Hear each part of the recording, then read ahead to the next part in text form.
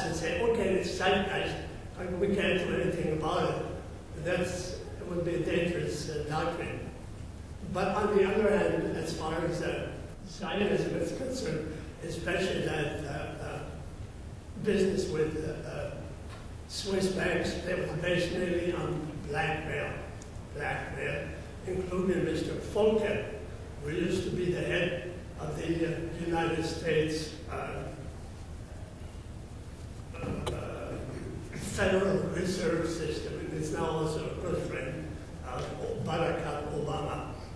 And he went over there to Switzerland, backed by the full power of Zionism, including full power of Wall Street, which has something like, whatever, 100, 200, 300 trillion dollars at its disposal. Not that it's its own, but they're all taking it from us. And he succeeded in doing that. So they, of course, have been very successful in launching all kinds of enterprises which we might not necessarily be able to duplicate. But it doesn't make any difference.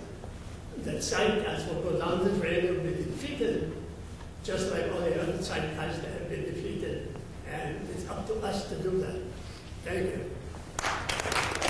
Let me ask something that I asked that I also asked at lunch, so forgive me if we're repeating ourselves, but I think it spurred a relatively decent discussion again at lunch. How do we avoid our desire to expand upon this from this becoming loss as just another human tragedy? And let me rephrase that. I don't mean to say that when I say just another human tragedy, that there's something insignificant about it.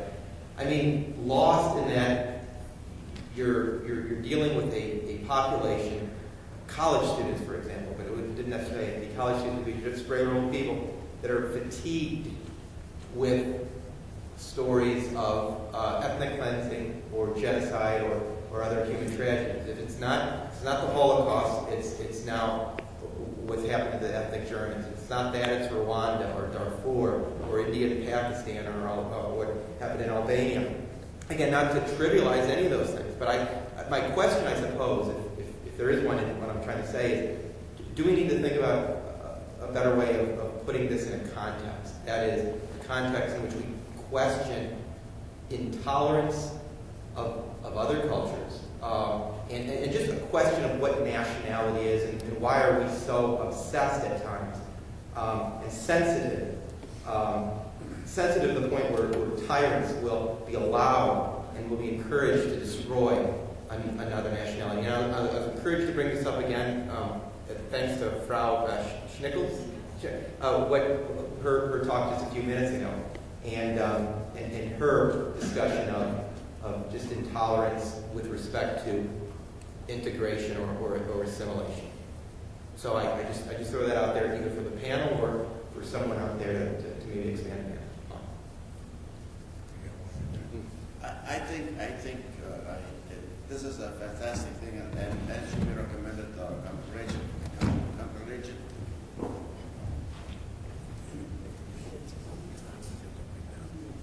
Oh, he's taking the mic to you.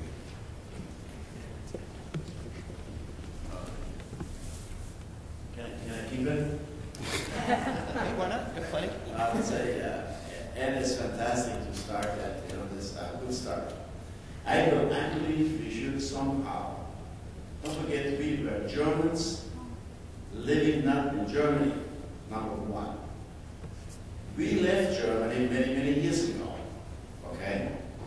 If we could have a different name or something, I say, to separate a little bit. I don't think Germany will help you, I tell you right now, Germany will not help us.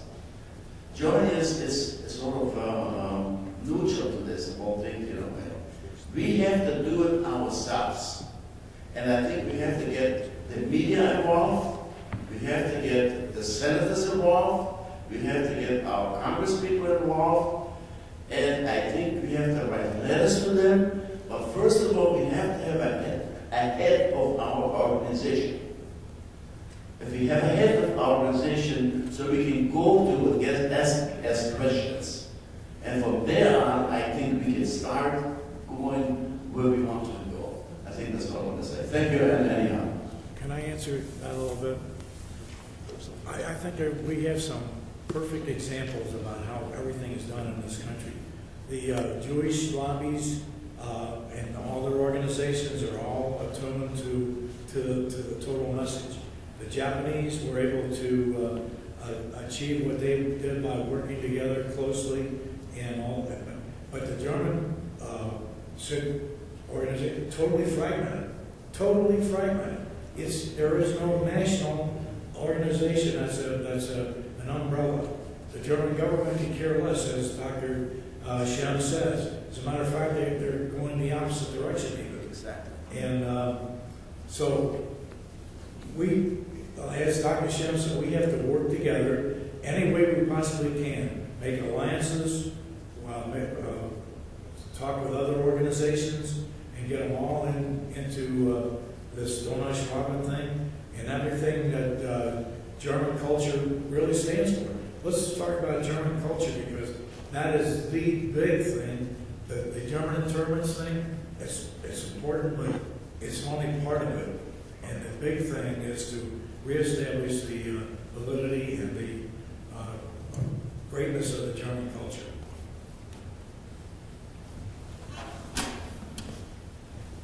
Something struck me a few years ago. I'm taking care of the German Cultural Garden in Cleveland. And there's a monument of Goethe, Schiller, and this monument is the same thing, by the way, that is in Weimar.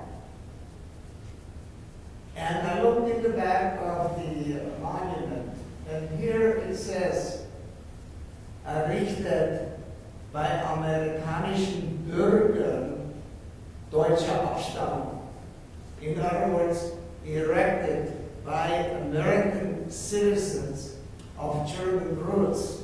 And I think this should be part of the basics. We're all American citizens of German roots, and I think some unity is in these words. Thank you. Very good.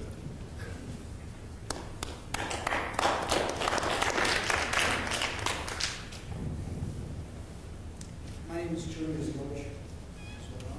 Just speak right into it. My name is Julius Loesch, and I consider myself in information regarding what we are talking about here, the boots on the ground. Meaning that I'm down there trying to talk to my friends, sometimes relatives, and try to find out what their reaction is. And for about 15 years, I've done stuff after my retirement. I started to do that. I did a little bit, not much. And I have probably talked to about 30 or 40 people. And I got about 2 positive responses. And I would like to present some of the reactions I got. One response, positive response, was from somebody who had relatives in Slovakia, where I was born.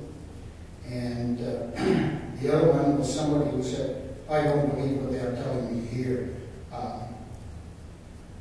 Do you have better information? I said, okay, I do, because I have translated a booklet about the Volksdeutschen in Slovakia, Leidensweg Partnership.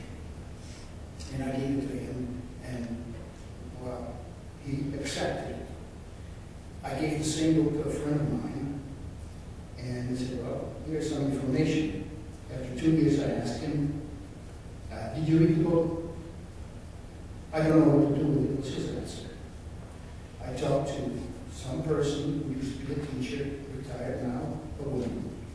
I said, wait, wow, I just found out that Russia's admitted to raping 2 million people. Oh, there must be a lot of bastards running around now. So here are responses, and I have a few more I can send you. I talked to a professor who taught history. I said, oh, European history. I said, are you also teaching the expulsion in Germany? His response was, and I tried to see him, do you think Bush is going to start a war with Russia?